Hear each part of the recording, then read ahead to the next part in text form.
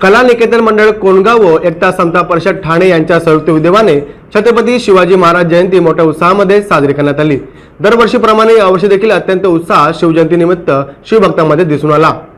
Doctor प्राध्यापक विनोद पाटील कोणकर यांच्या माध्यमातून या शिवजयंती सोहळ्याचे आयोजन दरवर्षी केले जाते। शिवजयंतीचे औचित्य साधून शिवचरित्र व्याख्यान देखील यावेळी पार पडले। त्यासोबतच गावातील प्रतिष्ठित नामांकित व्यक्तींचा सन्मान सोहळा देखील कला निकेतन मंडळ कोंडगाव व एकता समता परिषद ठाणे यांच्या संयुक्त विद्यमाने करण्यात आला। साहेबांनी आम्हाला सर्वांना मार्गदर्शन देत असताना सांगितलं की तुम्ही खरोखर भाग्यवान आहात की छत्रपती शिवराय हे ठाणे जिल्ह्यामध्ये जन्माला येणार होते। हा इतिहास तुमच्या लोकांना माहिती नाही।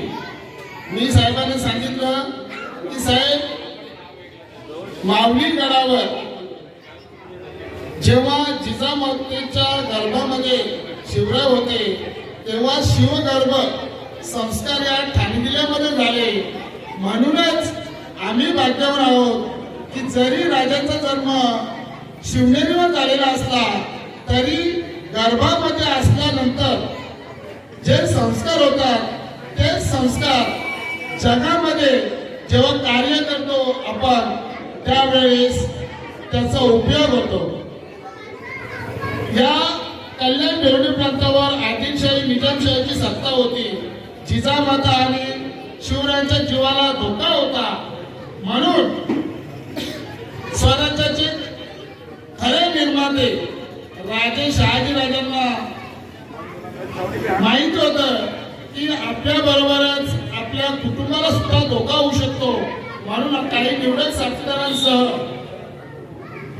शहाजीराजांनी शिवाजी महाराज गर्भामध्ये असताना जिजाऊ माता व साथीदारांना शिवनेरीवर सुखरूप पोहोचवलं आणि 19 फेब्रुवारी 1630 रोजी या जगाचा आदर्श घडवणारा राजा शिवनेरीवर जन्माला आला।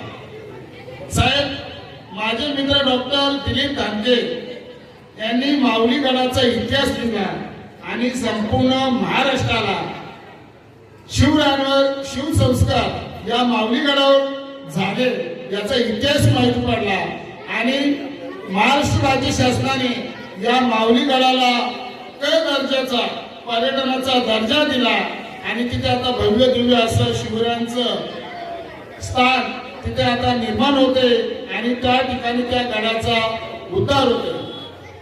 आम्ही कला निकेतन मंडळाने ओबीसी एकता परिषद दरवर्षी शिवजयंती साजरी करतो। या शिवजयंतीच्या माध्यमातून समाजाचं प्रबोधन करतो। त्याचबरोबर कोंडगाव परिसरामध्ये जे क्रीडा क्षेत्रामध्ये, सामाजिक क्षेत्रामध्ये व अन्य क्षेत्रामध्ये कामगिरी करतात या सर्वांचा आम्ही सन्मान करतो। 2 वर्ष झाले आपण आम्हाला प्रमुख पाहुणे लाभलेले आहेत। आपणही पाहिलेले या भागातील क्रीडापटूंचा या भागामध्ये 2 वर्ष या देशावर कोरोनाचं संकट आलेलं होतं। महाराष्ट्रातील सर्वात अग्रगण्य अशी आपली ग्रामपंचायत आहे। आपल्या पोलीस दलाच्या खांद्याला खांदा लावून आमच्या सर्व सदस्यांनी ग्रामस्थांनी या कोरोनाचा प्रतिकार केला आणि कोरोनावर मात केली।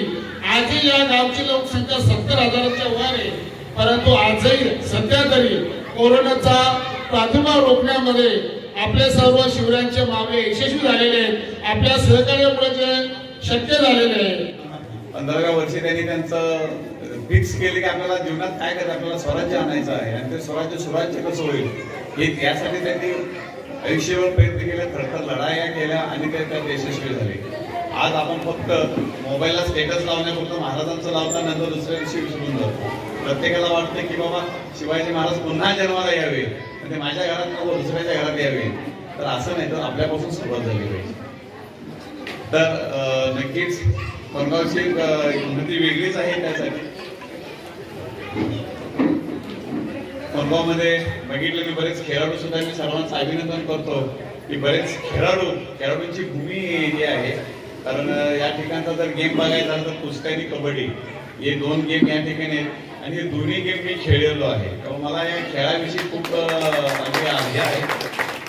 आणि ज्या वेळी स्पर्धा आता आपलं बॅडले की बाबा कोरोना वगैरे झाला आणि त्यामुळं स्पर्धेला थोडा आपल्या आपल्यावरती थोडं हे आले का पण स्पर्धा घेऊ नये, घेतल्या तर अगदी लिमिटेड लोकांच्या मध्ये घ्यायच्या. तर इथून पुढे सुद्धा भविष्यात मला वाटतंय आपल्याला मॅट सुद्धा मिळणार आहे. मला सांगितले की 1-2-4 दिवसामध्ये मॅट येत आहे आपल्याकडे. तर मॅटचा कार्यक्रम सुद्धा मोठ्या प्रमाणात आपल्याला आपण घेणार आहोत.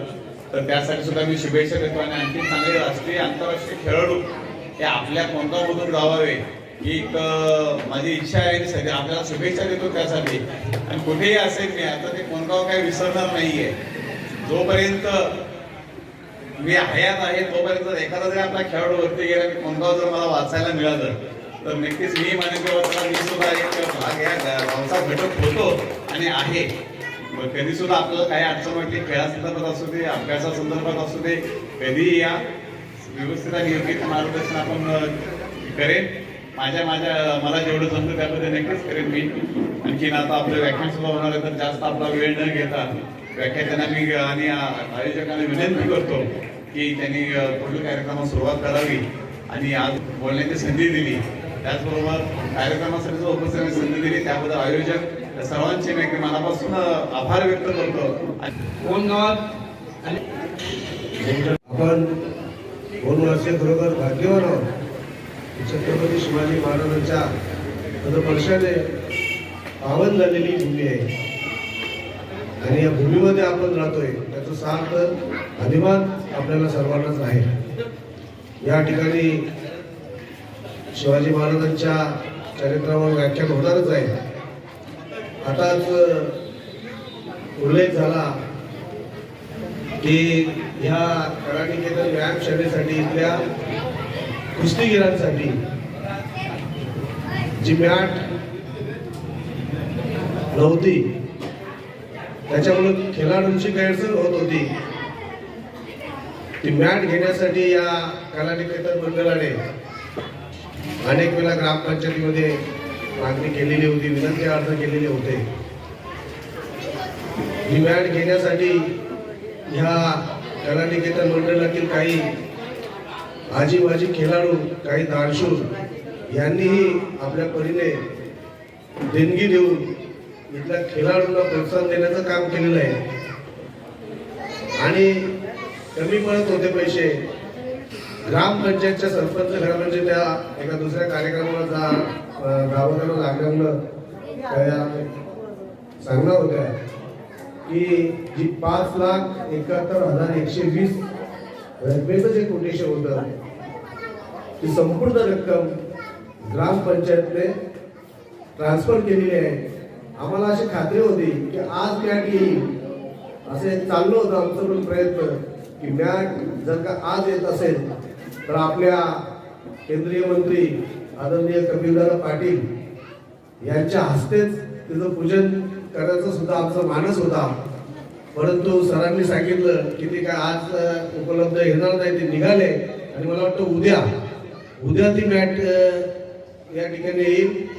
ग्रामपंचायतच्या सर्व सदस्यांनी जे आपल्याला शब्द दिला होता तो शब्द ग्रामपंचायतने पाळला आणि ही एक चांगल्या दर्जाची मॅट या व्यायामशाळेसाठी उपलब्ध करून दिलेली आहे. मला खात्री आहे या व्यायामशाळेतील खेळाडू आंतरराष्ट्रीय पातळीवर सुद्धा चमकतील आणि चमकावे अशी मी या ठिकाणी शुभेच्छा देतो आणि इथं थांबतो. छत्रपती शिवाजी महाराजांच्या जन्मापासून तर मृत्यूपर्यंत जो काळ आहे हा फक्त 52 वर्षाचा काळ आहे. आम्ही कधी कधी विचार करतो संत ज्ञानेश्वर 22व्या वर्षी जिवंत समाधी घेतात. संत तुकाराम एवढा जगद्गुरू आणि विद्वान माणूस फक्त 52 वर्षे जगतो आणि छत्रपती शिवाजी महाराज एवढे पराक्रमी आणि हुशार त्यांना किती आयुष्य लाभलेले आहे? फक्त 50 वर्षे आयुष्य लाभलेले आहे. कधी कधी अशी कर्तृत्ववान माणसं जेव्हा आपल्यातून निघून जातात तेव्हा असा प्रश्न पडतो की ह्या माणसांची तिकडे स्वर्गामध्ये काय आवश्यकता वगैरे होती की काय? यांना एवढ्या लवकर मृत्यू कसा आला? पण त्याच्या मागे काहीतरी एक संशयाच्या गोष्टी आहेत. जगामध्ये कोणालाच मृत्यू ठरलेला आहे, मृत्यू येणार नाही असा माणूस नाही जो जन्माला आहे तो मृत्यू होणारच आहे. परंतु या जगामध्ये एकाही माणसाला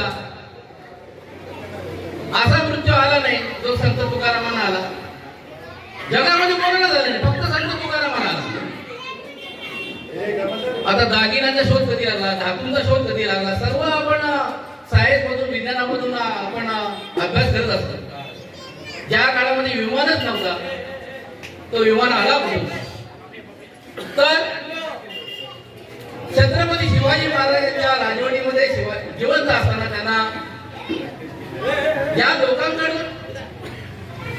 काही त्रास झाला. स्वराज्याचं सुराज्य करताना मुघल सत्तेविरुद्ध ते लढत होते, पण त्याचबरोबर त्यांना काही आपल्या महाराष्ट्रातील आपल्या लोकांच्या बरोबर लढावं लागलं.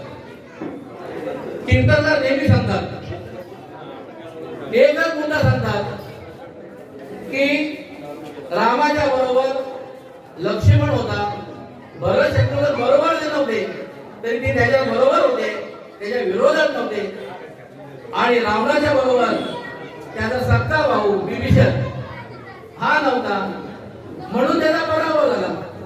म्हणून छत्रपती शिवाजी महाराजांना काही पराभव सहन करावे लागले, काही अपमान सहन करावे लागले. याचं मूळ कारण होतं की आपले भाऊबंद. म्हणून कधी पण कोणत्याही ठिकाणी तुम्हाला जर प्रगती करायची असेल तर आपले भाऊबंद, आपलं कुटुंब, आपला परिवार जर आपल्या बरोबर नसेल तर आपण यशस्वी होणार नाही. आणि ही गोष्ट छत्रपती शिवाजी महाराजांनी हेरली.